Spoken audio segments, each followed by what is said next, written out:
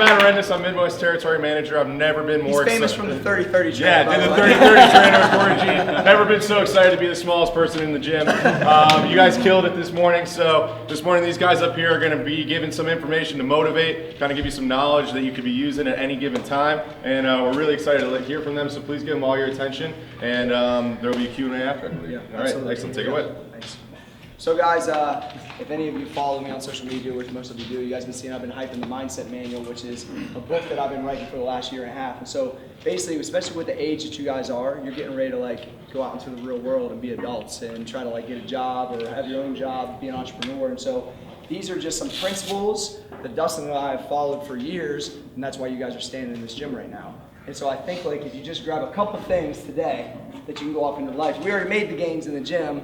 Now we're trying to make it, and this is just lifestyle stuff in general. So I'm going to go over one of the main keys that Dustin and I both came up with really is we were 15 years old working out in his dad's garage saying, you know what, it'd be cool one day if we lift weights and got paid.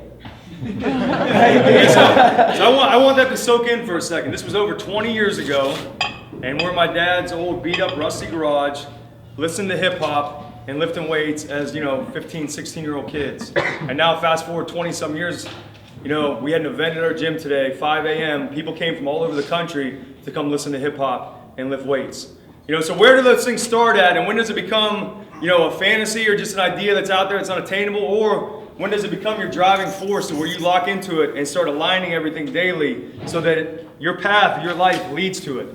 Ours led to what we wanted to do, so now you got to find yours, right? Yeah, and for me it was a lot of you guys know my story. I'm a fourth generation coal miner. So, working underground every day when what you guys are standing on, this is conveyor belt from the coal mine that you guys are standing on right now, which is about as old school as it gets. The miners gave me this gave me some love so I didn't have to spend money on flooring. And so that's what represents hard work. And so when I looked at all the generations, I said, it's not just about me. It's about the next generations. When you find your driving force, fitness is my passion. I think you guys know that because I can't stop it. It's just me. It's inside me. But when it becomes bigger than you, it's about changing generations. I always joke I want my grandkids to say, Grandpa was a G. Because that's how I want. And they're going to see stuff like this and be like, damn, he was a G. No. So it's one of those things where I'm not tired when I get up because the drive is so big. Because my son was reading the Mindset Manual before he went to bed the other night. Daddy, I didn't know this about you. That's what changes generations. And so when you guys find what your passion is, and you put that blue collar work, which is what you're standing on right now, that's what makes the difference. So it is a dream, but it became reality. And so it ain't easy. You guys just see, I just walked away from one of the biggest companies in industry because it was my time. It was time to do something else. Because this is what I'm passionate about just as much as the fitness. It's about teaching, it's about educating. So the purpose started in the gym, but now it's about development.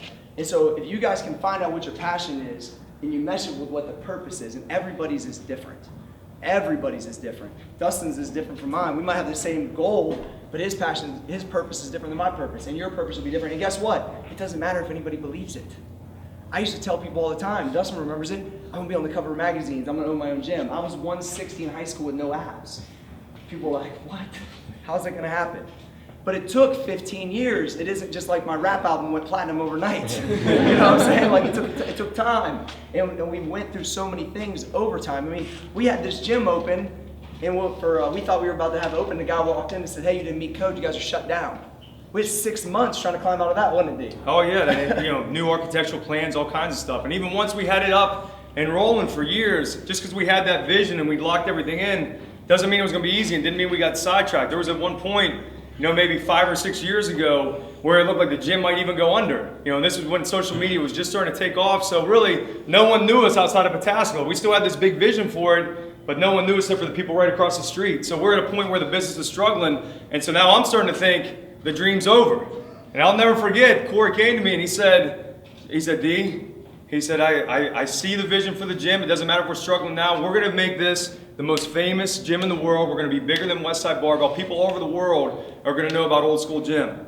And I can remember thinking how is this even possible? Like I said, this was like the MySpace days, basically, Maybe Facebook was just starting. These guys weren't even born yet. Yeah, exactly. So, and I can remember thinking okay, I can't even comprehend how this is gonna happen, but I've known Cory for a long time, and I'm gonna trust his vision.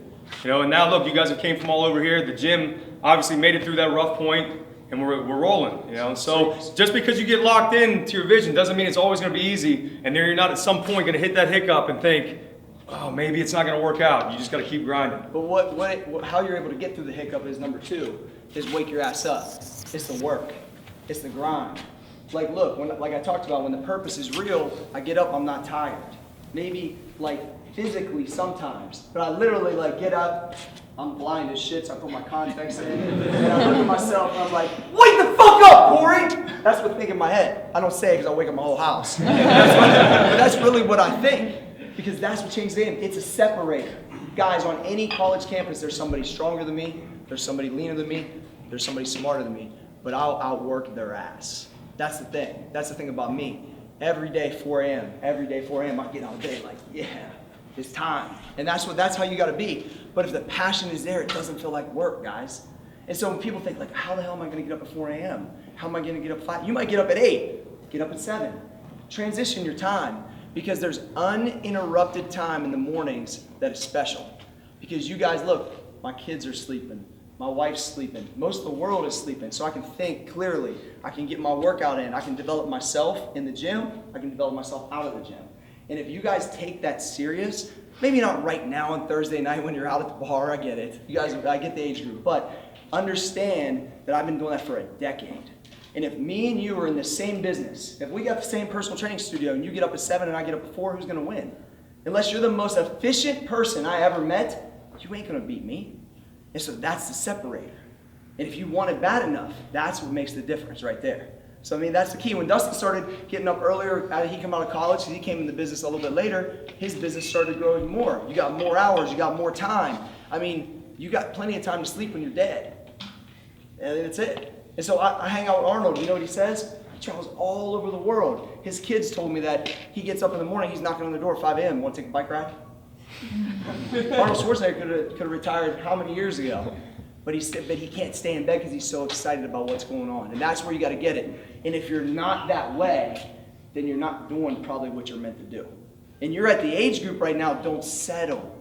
Don't settle for it. I could have easily said, let me stay in this coal mine. I'm making $1,000 a week, and let me just do the status quo, what the rest of my family done since the late 1800s. Instead, I said, I don't know one motherfucker that makes money lifting weights, but it's going to be my time.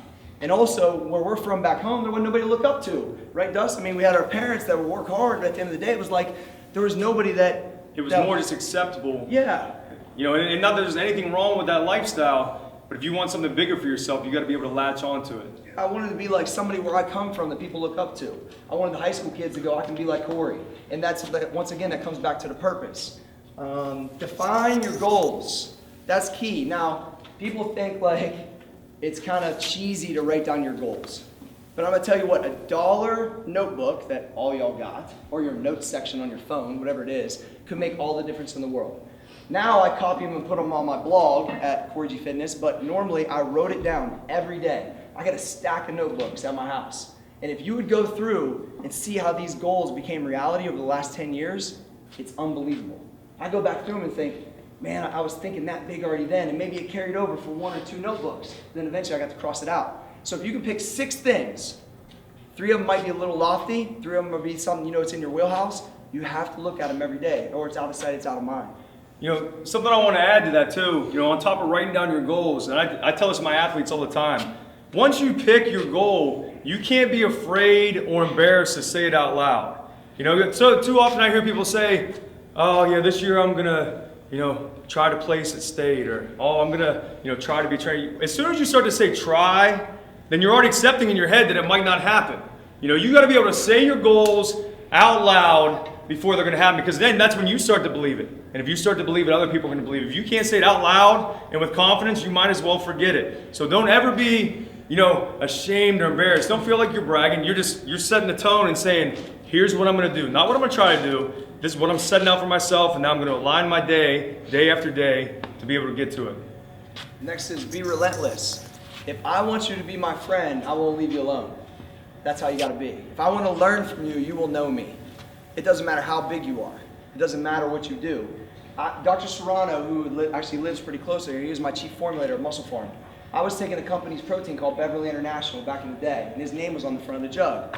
I Googled him, so he lived 2 miles from me. So his office was like 3 miles from us. So I started showing up at his office.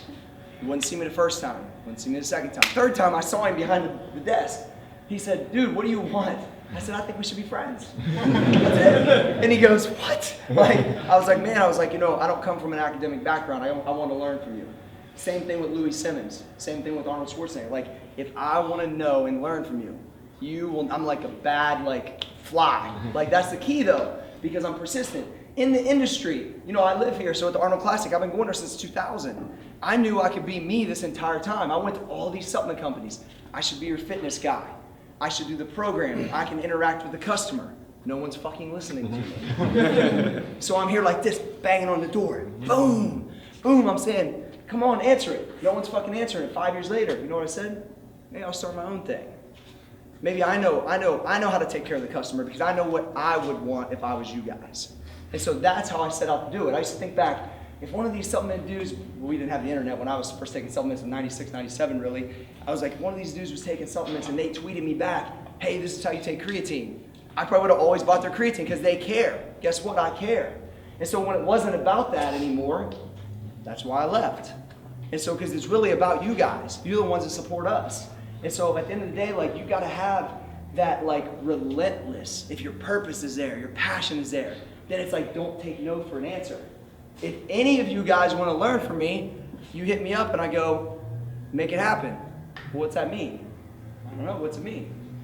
You show up at the gym at 5 a.m.? You show up in my office? Do you call me till I call you back? Do you try to find my number? I don't know, but that's what I tell people. I want to learn from you. I live in Texas. Okay, make it happen. Some of these dudes show up at the gym at 5 in the morning. They're like, hey, I want to need a day pass. Where are you from? Alabama. What are you doing here? I drove all the way up here so I can get a session in. I want to learn a couple things. That's what makes it happen. That's what it takes. So I want to tell a story about myself real quick and how, kind of relentless mindset is, kind of translated in my career. Some of you guys that may follow me, you might know I'm the strength coach for the Ohio State wrestling team. Now, national champs. That's right, baby. Yeah. First one in school history. No big deal. But so I wrestled in high school, but I wasn't a good wrestler. Just your average Joe, right? Well, I was lucky enough to work with a guy, Tommy Rollins, who was a 2-time Olympic alternate, a good friend of mine. I worked with him here from 2010 to 2012, and he told me right around 2012, he said, hey, I might be able to get you down there to Ohio State to work with some of the guys. So guess what I did? I started volunteering my time. I started showing up down there. And the coach would let me work with maybe one guy. I got to work with Reese Humphrey a little bit. I got to work with maybe one kid on the team that was redshirted.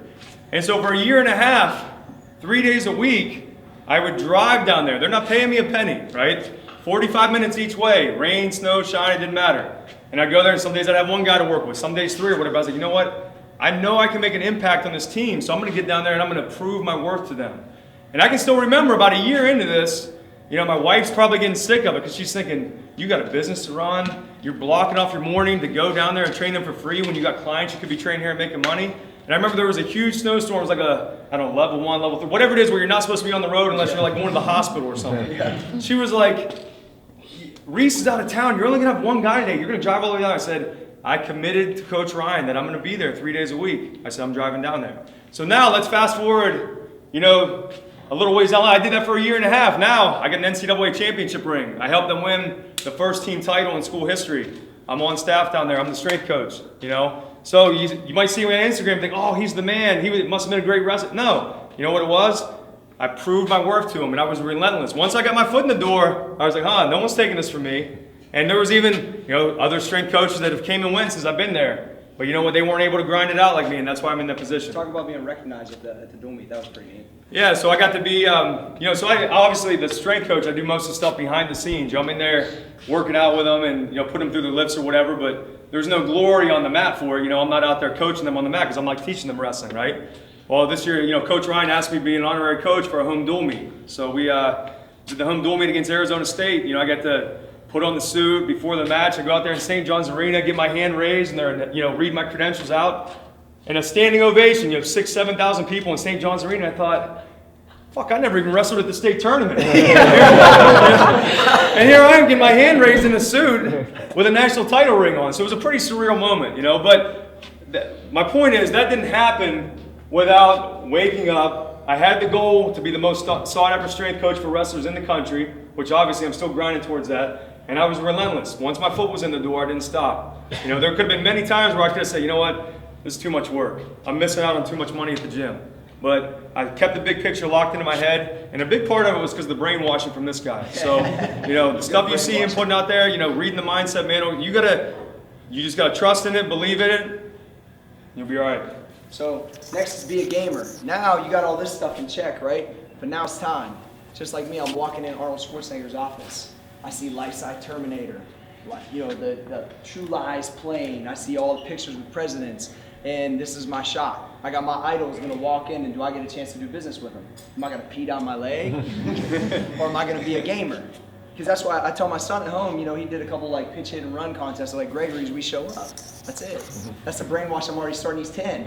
I said, I don't care if you strike out 100 times, but you go there with the ambition to go get it. And that's what I want. That's the brainwash I'm starting at a young age. So I sit in there and Arnold walks in and says, hello, hello. He sits down and he says, so why do I want to do this? And he just shuts up. And he's just waiting there. And I'm sitting there going, oh shit, right?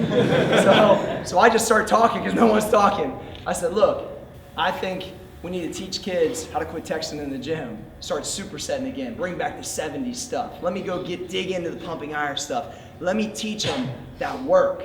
I want to educate them. I'm not telling you we should start a line and say that's the end all. He's like, well, I want to say hard work, show them how to do this stuff, tell them how to eat, then you take the supplements, then you become a champion. It's the mindset. I said, exactly. And actually at the time, Get Swole was coming out from bodybuilding.com. And I had a little trailer on my computer and he watched it. And he was like, I was like, this is what I want to do, Arnold. He stood right over there and I interviewed him for an hour and a half. And I was standing in here and we're talking and I like dozed off for a second. I'm thinking, Arnold fucking Schwarzenegger's in my gym. I can't even believe this. And he's saying about, you know, dumbbell pullovers and all these old school things, and it just brings him back to how much fun he had in his life. And so at that point in time, I was on the cover of Fitness RX with my kids. That had never really been done before. One of the investors had bought it at the airport. He throws it to him in a meeting. And I was like, shit, I should have thought of this, right? But I didn't. So he picks it up and he goes, well, this is pretty cool. And I'm thinking to myself, I'm sitting this far away and Arnold's looking at myself in a magazine doing pull-ups over there against that wall. He's like, where's that gym at? I was like, well, that's old school gym. That's in Columbus. He was like, he knew right in that second that I understood the old school shit, that I knew how to get in condition, that obviously I was a family man too, and that I was there for a reason. And so when I had that opportunity, I got up that morning with an eerie calm. There wasn't one fucking second that I was gonna not let Arnold Schwarzenegger be my business partner. Because if I would have let that get away from me, I would have never lived it down. You guys will all come into points of your life where that'll come, you know, where it's game time. And you gotta like thrive on it. It's that Michael Jordan shit, like give me the ball. If that's what it is, that Kobe Bryant, that killer instinct, like I'm not coming out of this meeting without you. He signed the paperwork 20 minutes later, guys. Like we killed it. And that was the key. And so when you come up to that moment, but if you're prepared and you got the purpose, it doesn't even feel, you're not even nervous because it's time. And so I want you guys to know that when it's time for that, you gotta shine. You gotta grind, then you gotta shine. That's it. That's it. You think if he'd have walked into that meeting thinking, man, I hope Arnold works with us, you think it would have happened? No. Hell no. He already had his mind made up. And so you got to take that, you know, obviously we're talking big picture stuff here about life. You know, even to slow it down and think about your workout in the gym, whether it's, you know, whether you're doing, you know, conditioning, whether you're lifting, whatever it is. If you go into a set thinking, I'm not sure if I'm going to get this, you're not going to fucking get it, you know? If you're doing a sprint and you think, I don't know if I can beat this guy, then you're not going to. You know, so it's just a simple thing. You cannot have doubt in your mind. Once you let doubt creep in, you're fucked, because self-doubt is poison. So whether it's in, you know, big life pictures, but just every day in the gym, every set, every rep, you got to believe it's going to happen, or it's just not going to happen. Next point is self-educate. You guys are all obviously in school, or you know, soon to be out of school. I never went to college really, but I always self-educated myself. And what I'm talking about is they can teach you these 101s or whatever y'all are taking, but the real life shit's really where it goes down. And so when you're learning from somebody and you're reading about people that have done what you guys all want to do, when you leave college, you're not done. You have to work your mind just as much as your body. A lot of people always kind of like, be like, well, I don't really like to read. I read one book in high school. I fucking hated it. Because I was writing like workouts down in the study hall. I didn't give a shit about geometry or any of that crap. I just wanted to lift weights. I lived with them in college. I could tell you some stories on the testing. I was like doing shots of tequila trying to get ready for like midterms and shit. I went to 1 year of school. It was bad. So the thing is that like, because once I learned and I got onto the stuff that was teaching me what I want to do in my life, I couldn't put it down. I have an entire library at my house now. So if I urge you even 20 minutes a day, develop yourself, because it will make a massive difference in your life. So you have to self-educate. Me and Dee talked about it forever. I'm always pushing everybody around here to educate themselves a little bit more. That's for sure. 2 more, guys. Urgency. Not tomorrow, today. Not tomorrow, today. I'm gonna start my diet on Monday. No. Start it today. I'm gonna read, I'm gonna get the book, I'm gonna start, no. Do 15 minutes later today. The urgency is the key, guys. I don't wait. Now, I will say, sometimes there's a little collateral damage with that, because I'm not the most particular guy. You can ask Dustin sometimes, but I like to get things going. And I'm on the fly. Like the Muscle Farm logo took us like 2 years to figure it out right. And then once it got all blocked out green, everybody really knew it. At first it had silver and it had white, and it was all a fucking mess. You couldn't see it on the UFC for nothing, but we got it going. The mindset manual, I got 1,000 books out. I'm still changing some stuff as we go along, because I reread it and I was like, well, I need to change that. But you know what? I just got it going. Because there's urgency, because I feel like even if I need 2 sentences to change, you guys will still get great info from it. And so at the end of the day, like, don't wait. And don't wait on anybody else. When you guys leave college, or when you leave high school, whatever it is, no one's paying your bills but you. You got to count on you. So there has to be urgency. I will bet on me any day of the week. That's it. Because I know what I'm going to do. So you got to have that urgency. It has to happen today. Yeah, once today's gone, I mean, it's gone. And if you put it up till tomorrow becomes next week, then it becomes next month, and it's like, oh, maybe a year from now. If it's a goal, if it's your mindset, it got to be today.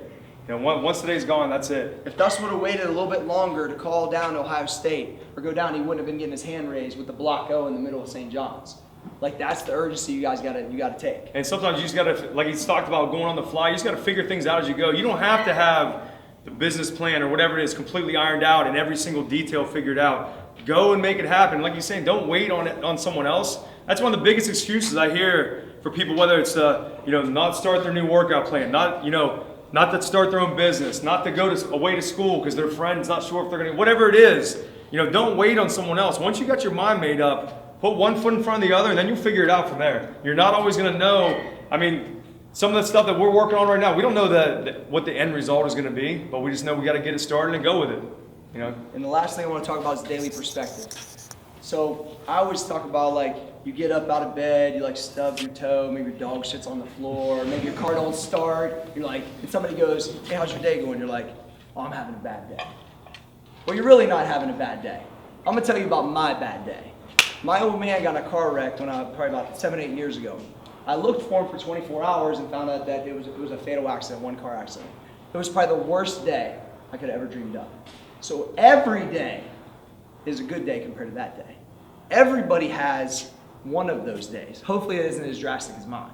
But everybody has that day that they wish never happened, right? Or maybe somebody in your family wished never happened. And so when you get up, 1, feel blessed because you're up. 2, if you think it's a bad day, it's not. So take a deep breath. You're in a moment right here for a reason. Enjoy it. And I just really appreciate you guys coming, because I think we got some light bulbs turned on in the room. What do you think, Dave? For sure. And I appreciate you guys waking your ass up today. So thank you.